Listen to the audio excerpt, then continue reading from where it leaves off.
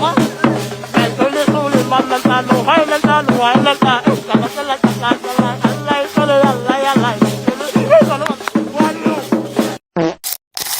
আলাইকুম বন্ধুরা, সবাই কেমন আছেন? আপনাদের ভালোবাসার টানে আবারও চলে আসলাম নতুন আরেকটি ভিডিও নিয়ে। দীর্ঘদিন ঘরে বসে থাকার পর বের হলাম নতুন একটি ভিডিওর খোঁজে। আজ আমরা যাব পোস্তকলা থেকে একটু দূরে প্রাকৃতিক সবুজে ঘেরা একটি জায়গায়, আর সেটা হলো সবার পছন্দের সারিঘাট। তাই পোস্তকলা ব্রিজে একটু ছবি তুলে বেরিয়ে পড়লাম সারিঘাটের উদ্দেশ্যে। পোস্তকলা ব্রিজের ঢাল থেকে অটো নিলে জনপ্রতি 30 টাকা করে নেয় সারিঘাট। তো আমরাও একটা অটো নিয়ে নিলাম।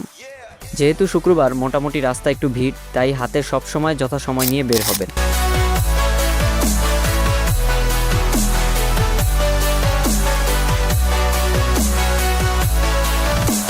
সারিঘাট আসতেই কেমন যেন প্রাকৃতিক একটা ফিল পেলাম।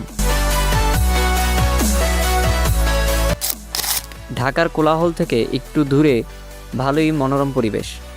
জায়গায় জায়গায় বিভিন্ন রাইড, নাগরদোলা, চরকি, ফুচকার দোকান, আরও অনেক জিনিসপত্রের দোকান বসেছে, যা আপনি ঘুরেও শেষ করতে পারবেন না।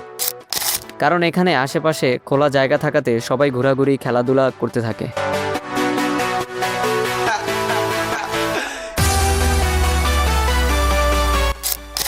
হঠাৎ স্পাইডারম্যানের সাথে দেখা, যে কিনা নৌকায় ঝুলা ঝুলতেছে আর পাবলিক দেখে হাসতেছিল। কি মজা, তাই না? এটাই এডিটিং।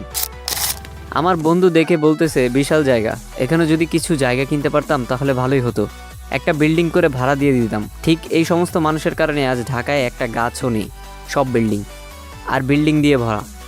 আবার এখানেও এসেছে, বলছে বিল্ডিং করবে, পকেটে নাই টাকা, আবার আসছে বিল্ডিং।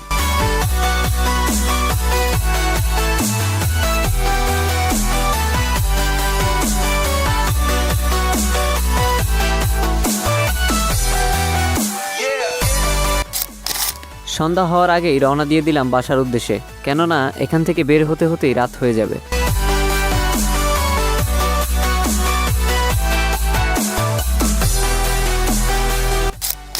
দেখে মনে হতে পারে আমরা কক্সবাজার এসেছি, তবে না, এটা এখানকার বৃষ্টির পানি জমে এখানে মিনি কক্সবাজার হয়ে গেছে, যা আমরা অটোতে বসেই ফিল পাচ্ছি।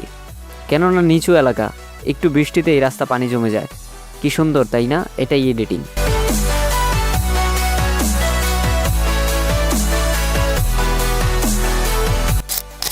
অতঃপর আবারও চলে আসলাম বাসার কাছাকাছি, সেই আগের জায়গা থেকে। তো আজ এই পর্যন্তই থাক, দেখা হবে নতুন আরেকটি ভিডিওতে। ততক্ষণ আমার পাশে থাকুন আর ফলো দিতে ভুলবেন না। ধন্যবাদ।